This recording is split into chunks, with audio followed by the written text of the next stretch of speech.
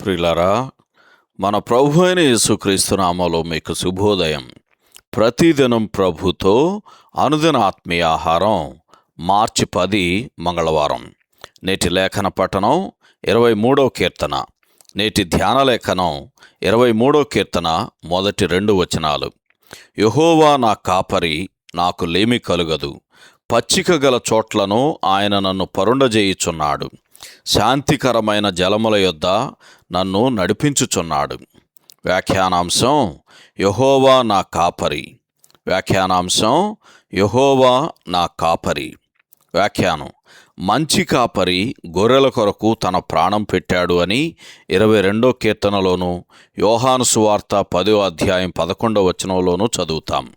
అయితే ఇప్పుడు 23వ కీర్తనలో ఆయన ఆ గొర్రెలకు ముందు వెళ్ళుచున్నాడు. ఆయన వాటిని పచ్చిక బయళ్లలో మేపుచున్నాడు. అక్కడ వాటికి ఆయన తోడుగా ఉన్నాడు గనక వాటికి ఏ లోటు లేదు.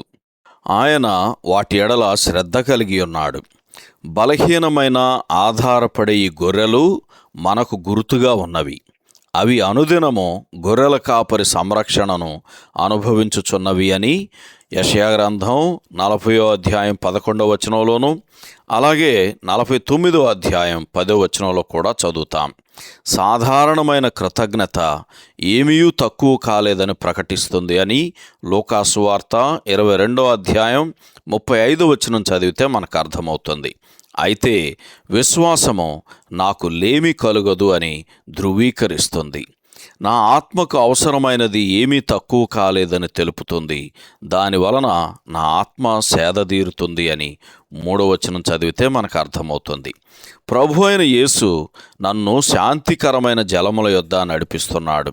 అంతేకాదు, ఆయన నీతి మార్గములలో నన్ను నడిపించుచున్నాడు. అది ఆయన నామం యొక్క సార్థకత. 4వ వచనం నుండి ఈ గొర్రె నేరుగా కాపరితోనే మాట్లాడుచు నీవు నాకు తోడై ఉన్నావు అని చెప్పుచున్నది.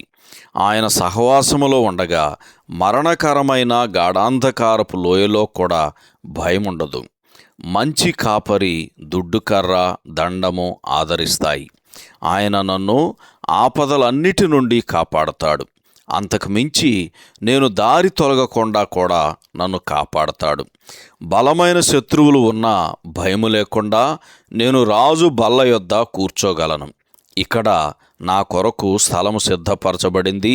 అది అప్పుడప్పుడు నన్ను ఆహ్వానించటానికి కాదు గాని నా జీవిత దినములన్నిట అక్కడ ఉండుట కొరకు సిద్ధం చేయబడింది.